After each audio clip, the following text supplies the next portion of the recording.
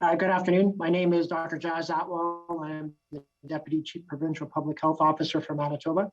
I have a few comments to make before I pass it over to Dr. Reimer and Dr. Anderson. Public health uses a variety of information to determine public health orders, guidance, and recommendations.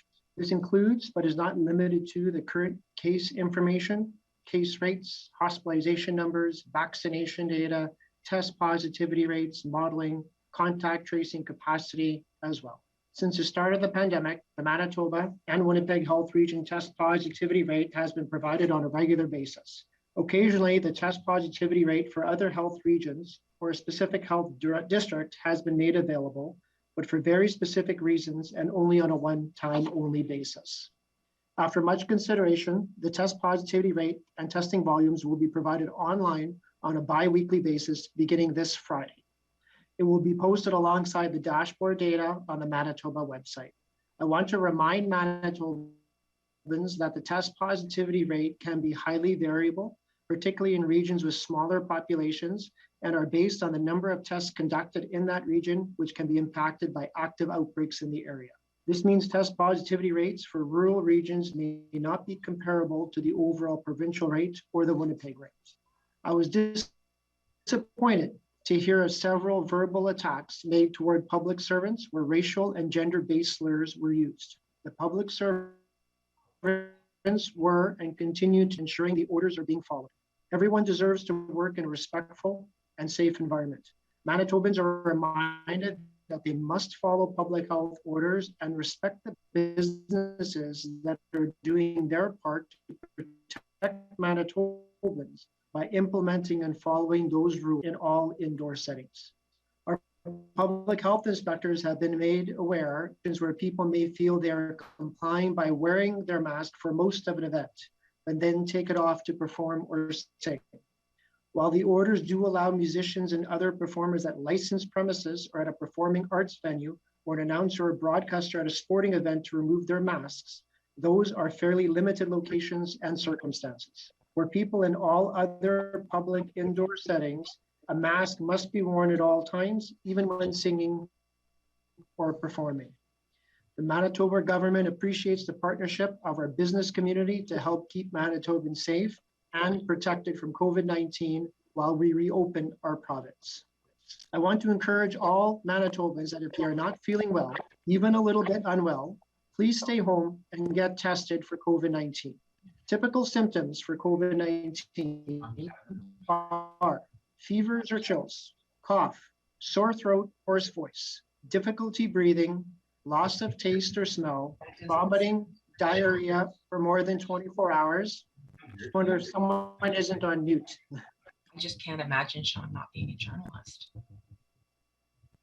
Please mute your lines. Dr. Atwal is delivering his remarks. Thank you. Runny nose, muscle aches, fatigue, pink eye conjunctivitis, headache, skin rash of unknown cause, poor feeding in an infant, nausea or loss of appetite. It is hard to determine the difference between a mild cold and COVID-19. The symptoms are very similar, but one sure way to tell is to go for a COVID-19 test. A recent media article indicated that school teachers were regularly sending kids home from school with COVID-19 symptoms.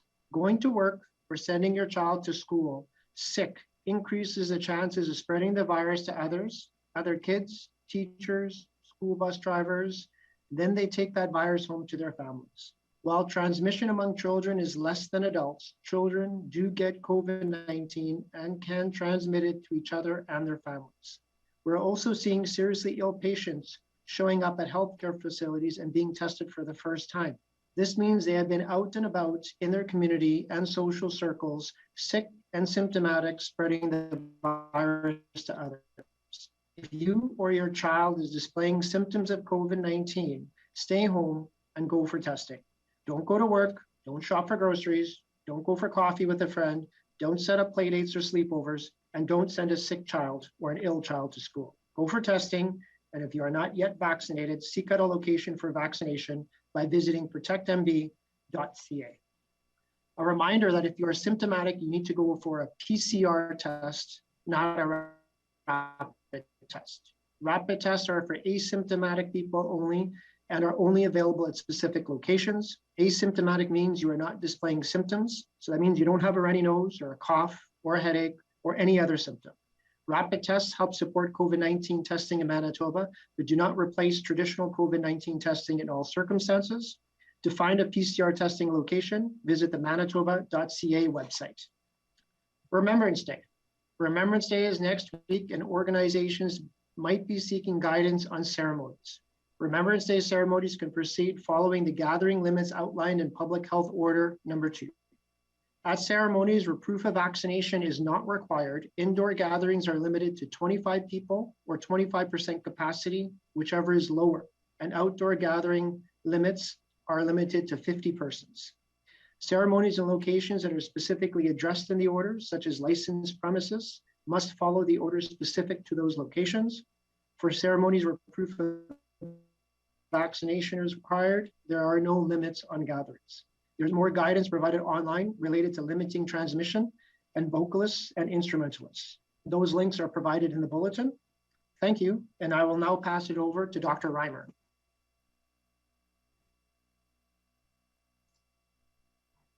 Good afternoon, everyone. I'm Dr. Joss Reimer, Medical Lead on the Vaccine Implementation Task Force. I do have a few important updates to share with you today. First, we are expanding our recommendations for third doses. So this includes all First Nations, Inuit, and Métis adults, so that's 18 and over, including those who are living on or off reserve.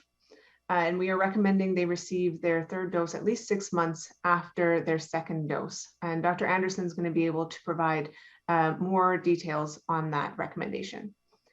We are also expanding our recommendation for a third dose to include all people who are 70 or older, regardless of where they live. So whether they're in a personal care home, assisted living, or in the community. So this reflects recommendations from the National Advisory Committee on Immunization that were released recently. It recognizes that our oldest Manitobans were immunized first, and that their immune response may not always be as strong as the population as a whole. And now we do worry that there could be waning as we're in the fourth wave. We do have an ample supply of vaccine, and we want to protect older adults.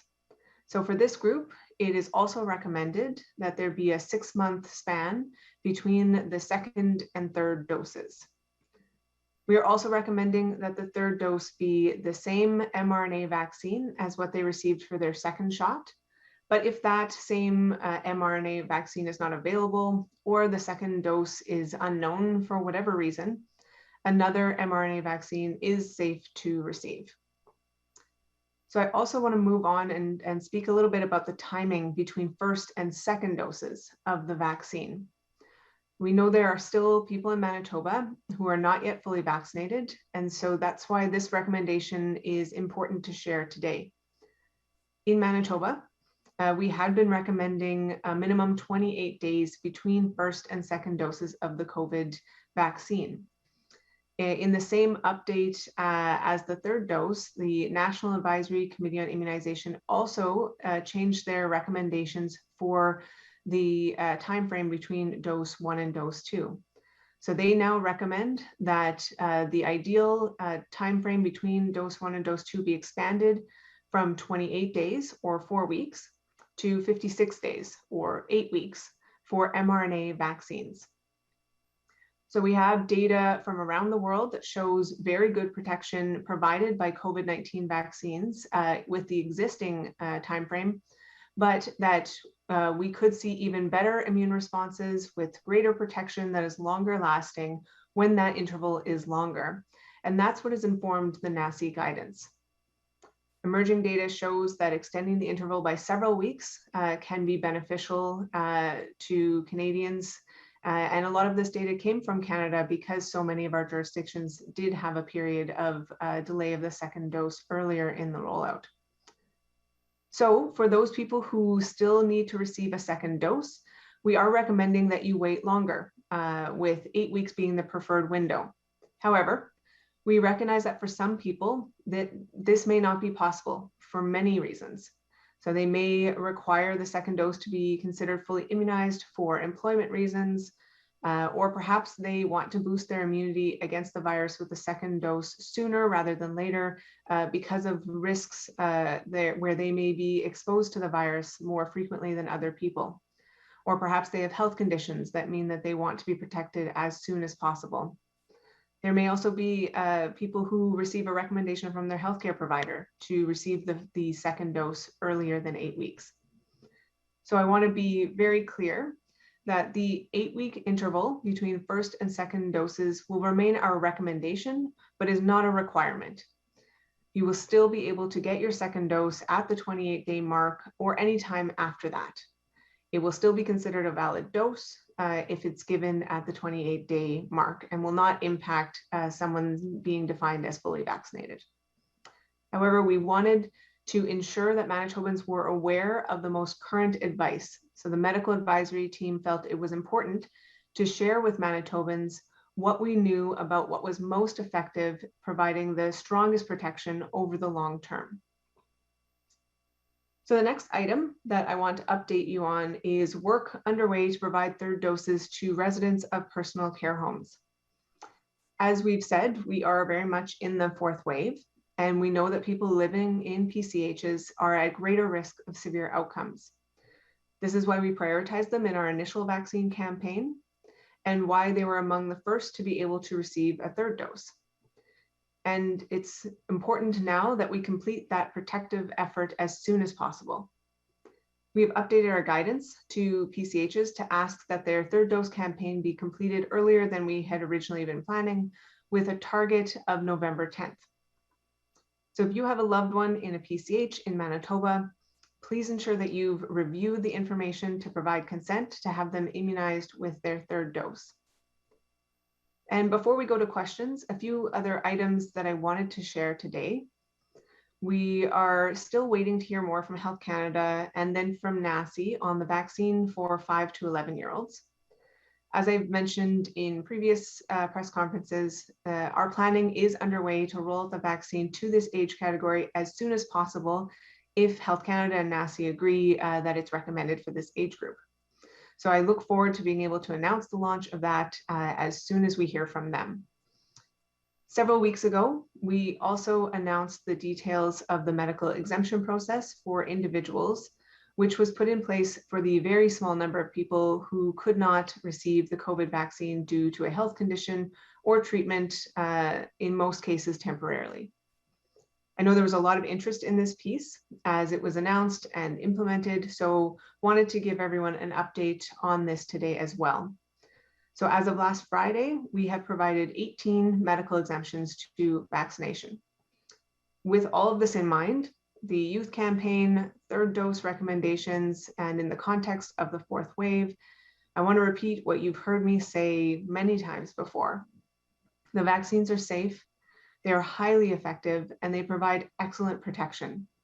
The announcements from today and the previous ones and ongoing are to maximize the effectiveness and protection for Manitobans. So if you have questions or concerns, please speak with your healthcare provider. With that, I would like to pass things over to Dr. Marcia Anderson, the Public Health Lead on Manitoba's First Nations Pandemic Response Team, to further expand on today's announcements. Thank you, Dr. Reimer and Dr. Atwal. Good morning, everyone. I'm Dr. Marcia Anderson, the Public Health Lead for the Manitoba First Nations Pandemic Response and Coordination Team. Today, as Dr. Reimer mentioned, the province has announced that third dose eligibility will expand to include all First Nations, Inuit, and Métis people aged 18 or older, regardless of where they live in Manitoba. This builds on guidance recently released by the National Advisory Committee on Immunization. We know that populations that experience racism and marginalization, including Indigenous peoples, have been disproportionately affected by COVID-19 due to a number of intersecting factors. Across Canada, we know that the rate of active COVID-19 cases started rising in First Nation communities again in August and was 4.2 times higher than the rate in the general population as of October 12th. pre-existing gaps in health experienced by First Nations, Métis and Inuit peoples also result in higher risk of severe outcomes. The proportion of Indigenous peoples with at least one underlying medical condition that's associated with severe outcomes is higher than the proportion of other Canadians in every age category over 20 years. I have spoken about some of this before, such as when the recommendation for a third dose was made to include First Nations people living on reserve. Now, although the majority of currently active cases among First Nations have been in people living on reserve, we know that throughout the second and third waves, there was at least equal risks of severe outcomes for First Nations people living off reserve. I cannot speak to the same data for Métis or Inuit peoples. However, experiences of colonization have resulted in similarities in factors like overcrowded housing that has been recognized by ourselves and by NACI to result in similar risks for severe outcomes. Thus, we're making this announcement today, and it's an important announcement to help protect our families and our communities.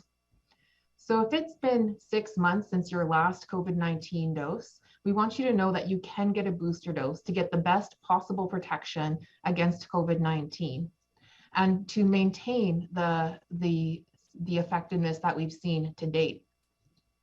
There are many places where you can get your vaccine in your home community, at one of the 5 urban Indigenous clinics located in Winnipeg, Thompson, Brandon, and Portage, at some pharmacies and medical clinics, or at vaccine clinics located across the province. As a reminder, no formal proof of your First Nations, Métis, or Inuit identity will be required in order to access this booster dose, but we do want to make sure that it has been at least 6 months since your last dose. Just a reminder, it's a good time to get your seasonal flu shot as well. You can safely get it at the same time as your COVID-19 vaccine. It's another way we can keep ourselves and our family healthy over the next few months, and of course, protect our healthcare system as well. With that, we will open it up to questions.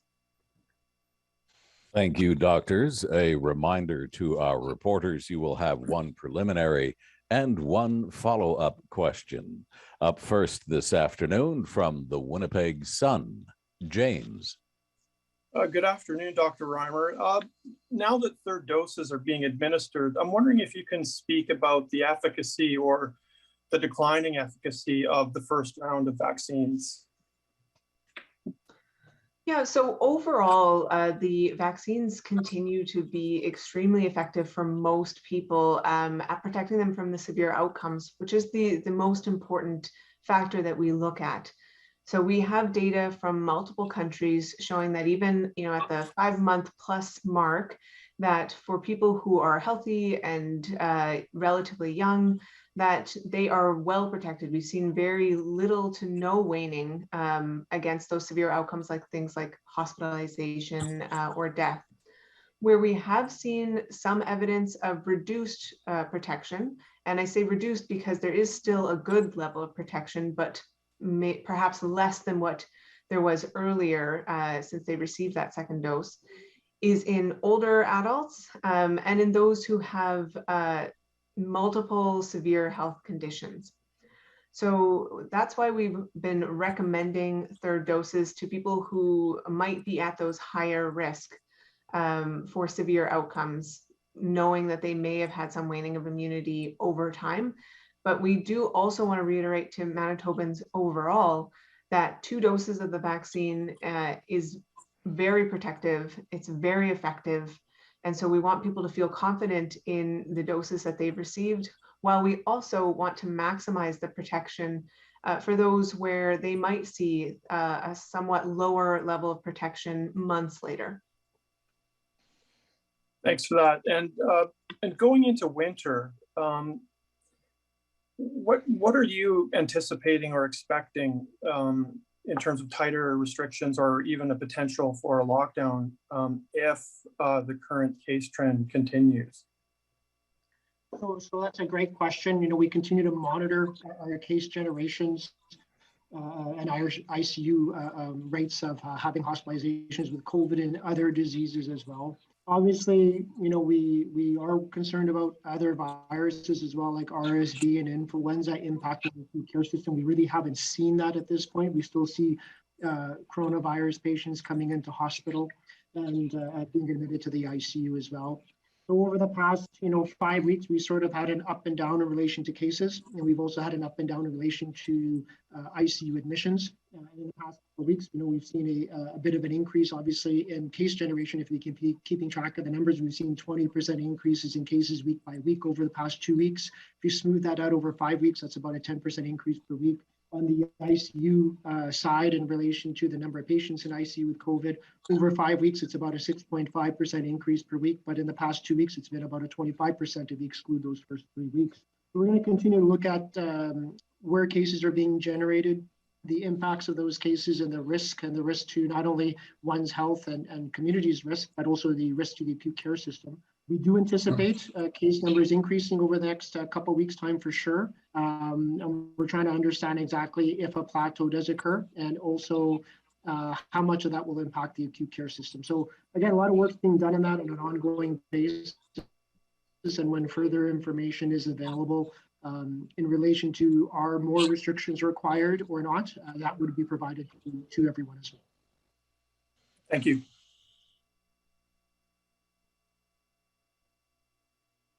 From CBC Radio Canada, Alexia. Good afternoon, everyone.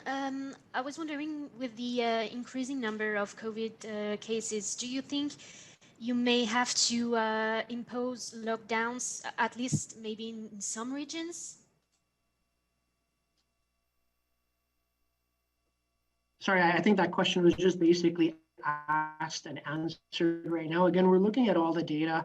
And at this point, we don't anticipate a lockdown in quotation marks. We're looking to see what other measures would be required to mitigate or prevent further increased numbers of cases and impacts in the acute care system. I think the most important thing, for the public to be aware of is on the safety of the vaccine, as alluded to by Dr. Reimer, and from himself, family, one's community member, and how we could protect our communities and our healthcare system by getting vaccinated. Also, I was wondering if you're planning on providing the numbers of rapid tests that came back positive in school settings. So on the rapid testing side, basically on the testing mandate side, the rapid tests are being distributed. If a rapid test is positive, an individual is advised to go for a PCR test, and that's where public health is brought into the loop from a system perspective. So, I mean, that's what we anticipate going forward, is to follow that through PCR testing, and we won't be separating out the rapid tests positives at this point. From CBC Manitoba, Alana. Dr. Reimer, you talked a bit about that 5 to 11 age group rollout. When the vaccine is approved in Canada for that age group, will the rollout be the same as it was for older age groups, such as super sites, pharmacies, doctors' offices? And will the province do it by birth year as it did eventually with the 12 and 8 up age group? Or will it be the actual age? Yeah, thanks for that question. So our intent is to have the vaccine available in multiple settings so that it is as convenient as possible for kids and their parents to be able to access it in the setting that's most convenient to them and their life, depending on where they live and what other factors they may have in place. So that means that we'd like it to be available at pharmacies, at physician clinics, and at the public health run clinics throughout the province. Now we're going to have to do some additional training with some of our new immunizers. The initial training that we did for the new immunizers that were put at the super sites didn't include some of the important techniques and considerations that need to be in place for younger children. So our nursing leadership right now is developing and rolling out that training for those new immunizers to ensure that they also provide a safe setting for kids and make sure that the children as well have a good experience with getting this vaccine. So that work is being done now, but in the meantime, we do have some staff who are already trained in immunizing younger children who will be able to provide vaccines at our public health run clinics as soon as the vaccine is available. And we are told from Pfizer as well as from the federal government to expect that we'll be getting a large shipment of doses and won't have to prioritize different ages or by health condition, that we should be receiving enough to provide a first dose to all children 5 to 11 who would like one. And so that was very encouraging to hear from both the manufacturer and the federal government, as we certainly don't want to have to create rules about who can get the vaccine in what order. Now, as far as eligibility, we are going to stick with what the trial looked at, and so it will be children who are 5 and above on the date of their vaccination.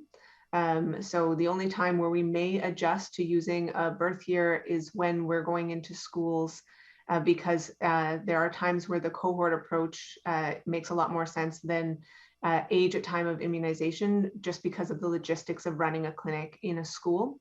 So we may need to tailor things depending on when and how we go into the schools to offer that vaccine. But at the initial rollout, we will be using age at time of immunization to determine who is 5 years old and would be able to receive the vaccine. Okay, and one last question. Are you learning anything more when you're looking at cases or numbers about when and how breakthrough cases are occurring in Manitoba? I think I'll see if Dr. Atwal wants to answer that one. Sorry, just having trouble getting off. Can you just repeat the question for me one time? Yeah, are you learning anything more about when and how breakthrough cases are occurring in Manitoba? So a lot of the breakthrough cases that we have seen in Manitoba have to do in situations where obviously people are duly vaxxed and it's sort of a congregate living environment or overcrowding with housing type environment. So a number of people living in a smaller area or smaller setting, and then the virus comes into that area or that setting, and then it infects other individuals in that area as well. So a lot of our breakthrough cases are related to that. So whether it's a crowded house where you have a number of people living in one house and the virus gets introduced there, or like a congregate living facility like a PCH as well. And we're also seeing it in, let's say, healthcare workers who are working directly with clients with COVID-19, and they, the healthcare workers are duly vaxxed as well. And the number of exposures that potentially could occur, maybe some issues related to PPE, but just from the work environment, we've seen breakthrough cases in that situation as well. From the Canadian Press, Kelly. So Dr. Atwal, you mentioned that test positivity would be made available every 2 weeks, more region specific, if I understand correctly. But can you say today what we're actually seeing for test positivity in the Southern Health Region? I don't have those numbers available to me. Like we said, those numbers will be made available to everyone by Friday. And obviously we do have a test positivity in Manitoba that's roughly around 5% the last time I looked at it. Test positivity in Southern is higher than that for sure. I just don't have the exact number. But again, those numbers will be available to everyone on Friday. And for Dr. Anderson, specifically as the third doses are being rolled out, what strategy is the task force using, or maybe lessons from the previous vaccination efforts, to ensure that vaccines get where they need to be and that you continue to get buy-in from people? Yeah, thank you for that question. So our IVOC team, the Integrated Vaccine Operations Center, which is highly collaborative and co-led between FNIB and First Nations through Ongamazin, has been reactivated and is meeting already. There are detailed community plans in the works. One of the biggest successes in the previous rollouts was the strong partnerships with communities and community leaders in selecting times, locations, getting the word out, having community leaders promote the vaccines. So we'll continue to do that. In addition, during the 12 to 7-year-old campaign, we did see an uptick then in adults who came in for their first and second doses after that. So with our pediatric planning, looking again at openness for more family-based approaches, and hoping as we do that phase of the rollout that we continue to get more people coming in for first and second doses as well. So those are some of the approaches we'll be using. From CTV Winnipeg, Michelle. Hello, my first question is for Dr. Atwal. Can retail stores or private businesses create their own requirements for proof of vaccination for people before entering?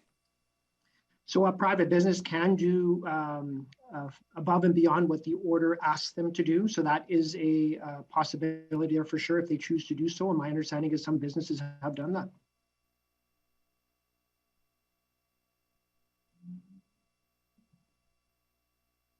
Sorry, I was frozen there for a second. I'd like to just follow up on the rapid testing. Is the province or the Shared Health or anybody at all following up with how many rapid tests, what the results are, and like kind of looking back at the screening program to see how well it's being followed, how well it's working, be able to analyze it? So with the rapid antigen testing mandate for employers and employees, I mean, that isn't being run by public health. I don't have a clear answer for you on who is following what. To the best of my knowledge, it is not being followed. And what's occurring is if a positive test does happen on a rapid antigen test, the person who tests positive, so the employee, is subsequently sent for PCR testing. And that's when public health enters into that realm to be a part of that case and contact investigation. From CHVN, Taylor. Hi, good afternoon. What kind of third dose vaccine priorities are being made for people in public facing positions that are serving populations that don't have to be fully vaccinated to be in the spaces? So, you know, people like teachers, public transit drivers, retail workers. So with today's announcement, we're really trying to align our recommendations with NACI, and NACI had expanded on an age basis and then also in regards to Indigenous peoples. And so we're aligning with that today. However, we are looking at other groups and other approaches and will on an ongoing basis have recommendations about who can and who should receive booster doses going forward. At this point, there's very few other people who would even be at their 6-month mark from when they received their second dose. So we do have a bit of time to go through and analyze and come up with the best clinical recommendations that we can, but certainly you can expect that you'll be hearing more from us on other groups going forward. Thanks. And we have been seeing lately the number of fully vaccinated people getting COVID rise. How is the province monitoring this? And is it something that you are concerned about? Right. So yeah, we obviously collect that information. We're aware of that information as well. So we do see a slightly higher percentage of those fully vaccinated becoming cases as well. Some of this relates to outbreaks, let's say, in congregate settings. Some of it relates to some housing issues that are occurring as well, where everyone's fully vaccinated, but the virus gets introduced into that household, and we automatically see those within that household test positive as well. So we really, in general, aren't seeing severe outcomes, with exceptions. Obviously, there are some severe outcomes associated with that, including some deaths, including ICU admissions and hospitalizations, but not to the same degree as we would with someone who wasn't active. And it's not unusual to see cases occur in those who are vaccinated, even if they are duly vaccinated, because vaccines aren't one effective. As time goes, vaccinated individuals and unvaccinated individuals, but we do anticipate that again, the severe outcomes will be greatly diminished in those duly vaxxed, and that is the goal of the vaccine, to diminish severe outcomes, reduce those severe outcomes for those individuals from a death perspective, from an ICU admission or hospitalization perspective as well. So we are continuing to monitor that. We're going to monitor that throughout the pandemic to ensure that we understand the risks associated with that and recommendations recommendations related from the vaccines. Maybe I'll just repeat some of that because I think, at least for myself, Dr. Atwal was breaking up a bit. So what we would say overall is that we closely monitor to understand, who is getting infected, who's ending up in the hospital, who ends up in the ICU, and are able to compare the rates in people who are vaccinated and not. And we see, consistently that the risks, particularly of the severe outcomes, are much, much higher in those who are not vaccinated. But the risks are not zero for people who are vaccinated, and especially over time with elderly folks where more time has passed since their second dose, we expect to see increases in breakthrough cases compared to what we may have had months ago, just because of that waning immunity, which is why we're recommending the boosters for that group. But we will continue to monitor closely, and if we see any other trends that are unexpected, we can always change our recommendations there. Dr. Atwal is also saying that the vaccine's not 100% effective, so we always expect to see some breakthrough cases, but the booster really is in an attempt to reduce any rise in breakthrough cases that might be due to waning of immunity. From the Winnipeg Free Press, Danielle. Good afternoon. My questions are for Dr. Atwal today. It looks like We've lost you again, Danielle. Can you hear me? Can you hear me okay?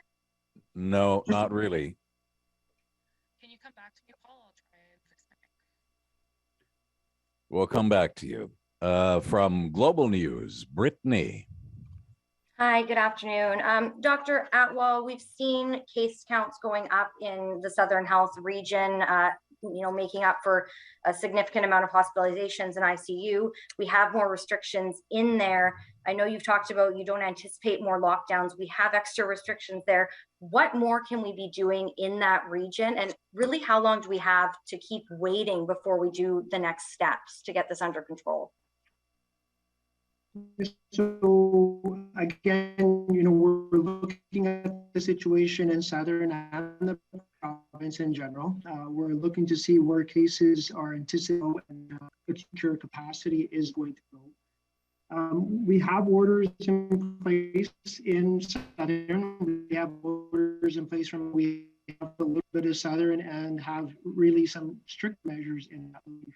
We're looking at the orders right now. We're seeing what other measures might be able to be implemented to help break up those transmission chain risk.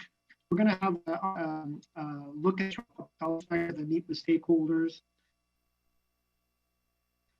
and in relation to that education within those communities. We try to build those relationships, work with local leaders to look at increased vaccine uptake by working again with those local community members and local leaders to really look at the science behind vaccinations and the importance of vaccinations and impacts.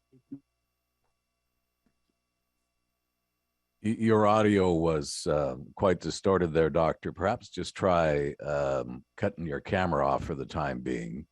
Do you want to go ahead with your second question there, Brittany? Sorry, I kind of need the answer to the first one. Okay, repeat. Oh, sorry, can you guys hear me better now? You have to say a few words. If you could repeat your answer, Doctor, that would be great. Yeah, Paul, can you hear me okay right now? Yes, sir. So just in relation to cases in Southern Health, that was a question of what we're looking at doing from a public health perspective. So we are monitoring the situation in Southern Health, and as we are monitoring the situation throughout the province, we're looking to see if there's anything else we can do from a measures perspective and recommendations to government related to Southern Health as well. We're looking at where we anticipate cases to be over the next 1 to 6 weeks time, and also where hospitalizations and acute care capacity requirements will be over that time as well. So we're taking in a lot of information right now. We're synthesizing it, and we're going to look at seeing what else we can do from a public health perspective in those locations and provide some of those recommendations to government as well. I think from a southern perspective, we're going to continue on a public health side to work with the communities to increase adherence and education for the public health measures in place, and to look at increasing vaccine uptake by, again, working with those local leaders to help educate and to help relieve any anxieties related to the vaccine, because the vaccine has proven quite powerful in preventing cases and also preventing those severe outcomes. I hope I was clear there. I hope it wasn't distorted. Thank you. That was much better. And Dr. Atwal, you said you're going to be monitoring over the next 1 to 6 weeks times. Obviously, we've just had Thanksgiving. We're going to be going into another holiday season here. How much concern do you and the province have right now over rising case counts going into another holiday season, where people are going to once again be getting together with family and friends, and possibly many of those people unvaccinated still? Yeah, so I mean, again, from an orders perspective, we have put in a lot of proof of vaccine for those interactions with people as well. And again, it is concerning. I think with every holiday that we've had in general, it's always caused a bump in cases. It always caused a rise in cases. We've seen that likely from Thanksgiving a little bit. And the question is, do we have a little bit of a plateau coming forward? Or do we continue to see that rise in cases as well? And what does the next holiday bring? And we also have to look at ICU capacity and hospital capacity, because it's not strictly about case generation, but case generation correlates well, or we know when cases are generated, it'll have an impact on our acute care system. So again, we're looking at everything, and we are cognizant of the impacts of holidays and gatherings in relation to case generation. Let's go back to the Free Press. Danielle, can you ask your questions? Thanks. Can you hear me better? Much better. Please proceed. Great. Thank you. So Dr. Atwal, what are the most likely options for Southern Health when it comes to cutting back on the spread of COVID-19? Are we talking, are we seriously considering perhaps school closures on a district level, potential business closures? What is the most likely option for that region? We're still reviewing our data. We're still reviewing what measures would be recommended. We've always said in the past, nothing's off the table, so nothing is off the table. But from a public health perspective, we do prioritize education, and we always have, and we will continue to prioritize education as well. So at this point, I don't have an answer for you. And at this point, we're going to continue to look at that data, look at that risk. And once our recommendations are made, obviously we will provide that to the public at that time. Okay, thank you. And with respect to the rapid testing program for unvaccinated public sector workers, how can we evaluate whether the decision to offer a testing accommodation is in fact safe and effective if public health isn't following where positive results are showing up, and which perhaps workplaces are being most affected? How can we monitor and know that that decision was correct if we're not following it? So the testing mandate for those who are unvaccinated basically allows these enterprises to continue to function with the workforce. So I mean, if you are again fully vaxxed, you don't have that requirement. For the small percentage of employees who are not vaccinated for whatever reason, it makes that work environment safe, and it makes that environment safe for even the public to interact with those individuals as well. So it mitigates risk. It doesn't eliminate it 100%. We recognize that, and we still encourage and say that the testing doesn't replace vaccination. Now, from a testing standpoint, again, if a test is positive, that person is then sent off for PCR testing, and then public health follows up on that PCR testing positive result for case and contact management. From the Brandon Sun, Karen. Good afternoon. Can everyone hear me? Yes, please proceed. Okay, just on that, can you maybe give me some details on what is happening to nurses who are testing positive but refusing vaccines? Because we had 2 in the Prairie Mountain region, that were found to be positive and still working? So basically, if an individual tests positive on a rapid test, they are sent for PCR testing and they're followed by public health. Their self-isolation period would be 10 days at that point from the time of the test. And thereafterwards, they have recovered from their infection. They would be able to return to work, but they would have to engage back into that rapid testing program as well, as long as they are unvaccinated. Okay. And well, you already said by Friday there'll be a test. You'll be sending out the regional test results by Friday. Why now? Because it's been quite a while. So why all of a sudden are you doing testing by region to region? So what we're going to be providing is a test positivity via region, and we had a discussion about this on the public health side. Right. And there's a lot of desires from the public to have this information there. And there is some benefit to having some information like that available to the public. So we hadn't done it before outside of Winnipeg and the province when we provided that information. On occasion, we did provide it at a health district level or a regional level, but it was felt from a public health side that it would likely benefit the public to know test positivity rates in the different regions going forward. And so as a group, we decided that we would provide that information to the public. Okay, thank you. From CJOB, Clay. Hello, and this question is for Dr. Atwal. What sort of, considering the fact that the influenza season last year seemed to be pretty minor, what sort of influenza season are you anticipating this year? And are we seeing more Manitobans going to their pharmacies, doctor offices to get a flu shot? So on the influenza side, we are, last year was an aberrant year. It was a year where we really didn't see any influenza. And it was because we were in lockdowns intermittently and we had measures in place to prevent a lot of interaction between people. And influenza spreads like COVID.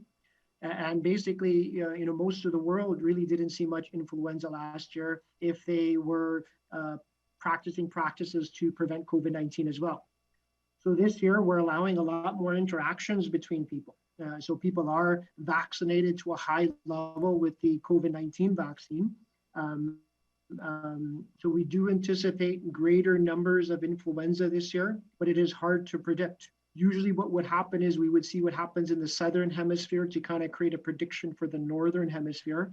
But in general, in places that we've looked at in the past in the Southern Hemisphere to determine the risk related to influenza, we haven't seen that either this year or last year, simply because, again, those places have been in a lockdown situation or with strict measures put in place. But already we've had some influenza cases this year, and typically influenza season peaks in January. So we do anticipate greater impacts of influenza because of those interactions that we have amongst people. Influenza vaccine is available now, and it's available widely throughout the province. So we are promoting vaccination for influenza for all who are eligible. Obviously, that's 6 months and up. And I don't have any numbers on vaccination of influenza uptake at this point because we're very early in the operationalization of that and the disbursement of that. Last year was our best year of influenza vaccine uptake, and we're hoping this year surpasses that as well. Okay, and a final question. I'd just like to get your reaction to a survey. I'm not sure if you heard about it. It came out today by Angus Reid Institute, and it says that unvaccinated Canadians, their top reasons for avoiding getting the shot are personal freedom and health concerns. 55% agree with the statement COVID-19 is a conspiracy that's all about government control. And the survey adds that misinformation appears to be playing a major role among the unvaccinated. Are you still concerned that people are just going online and reading stuff about the vaccine, about the virus, and they're just going from there thinking this is the gospel? Yeah, I would say we're very concerned about misinformation. We know that there is a lot of active, intentional misinformation online. We know that some Manitobans are being targeted by some of these folks and really being bombarded with inaccurate messages that make it really hard to know who to trust. It's when you are surrounded by these messages, when the people in your life are also getting the same messages, it's very challenging for people to know who they can trust. And so we're working as hard as we can to share accurate information, to reach out to Manitobans, to provide them with people and places that they can trust to go for information. But we are not able to combat all the misinformation that's available online. And so we remain very concerned about where people are getting information and what that information is. Thank you, doctors. We have time for just a few more questions. Anyone, please proceed.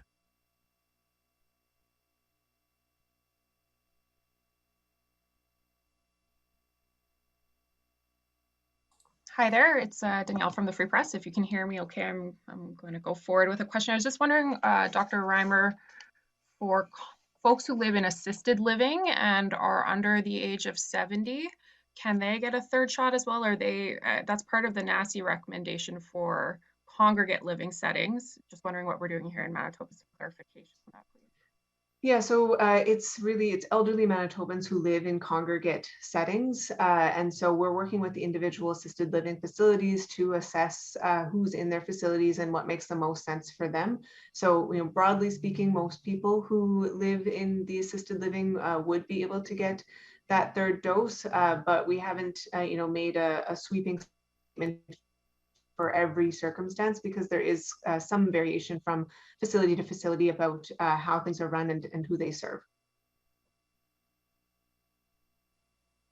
So folks sorry, just to clarify, so people in assisted living, if they were eligible for a third dose, they would be notified. They would know it. Yeah, so public health is connecting with all of the assisted living facilities in Manitoba. There's about 500 of them. Not to say that we're providing the vaccine ourselves to all of them, but that we are connecting with all of them to ensure that they have a plan in place that meets the needs of their residents. Hi, Michelle from CTV. Dr. Atwal, in your opening statement, you kind of went over the indoor mask rules and the general reminders. Is there a reason why you went through that? Are these habits that people maybe aren't keeping right now? Right, so through some outbreak situations, it's come to the attention that mask use wasn't being done in an appropriate fashion in some settings. So we just wanted to ensure that messaging was out there and reinforcing where masks are required and who can remove a mask indoors and for what purpose. So again, it's more about education. I know we've gone through a number of sets of orders, so sometimes there is some confusion there. So we just wanted to try to provide a clear message for people and for businesses. Dr. Atwal, just to expand on that a little bit, when you say businesses, have you seen any outbreaks in businesses? Are you talking about anything specific that you can share more details on? So not explicitly with any specific situation, but we have seen some issues with certain businesses and certain indoor gatherings in various parts of the province. So this is just a general message. It's not for any one particular location or one particular sector. It's just that you mentioned like getting up to perform. Like, what about one thing that comes to mind is like a karaoke bar or somewhere where people are going up to perform.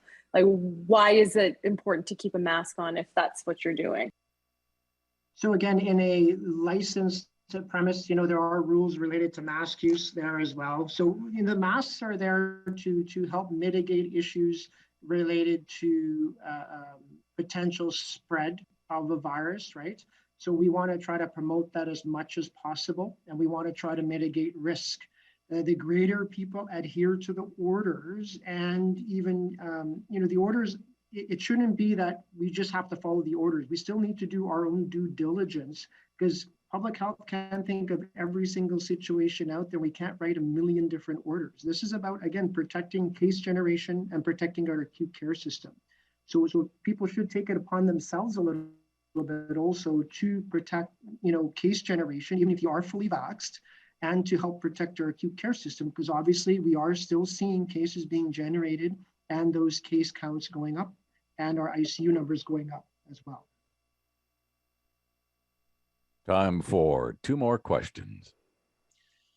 Yes, I was just wondering, I just got a notice here about pop-up clinics. I don't see any for the Brandon area. Is there one scheduled and we just haven't been told the date yet? So each RHA would be making their own schedules and their own determinations. I don't have those schedules with me right now, but certainly you can send an email to our comms team and they can see what they can find out from Prairie Mountain for you. Okay, thank you.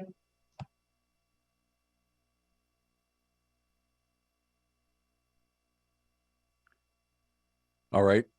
Thank you very much. Thank you, doctors. This concludes our Zoom session. Thank you.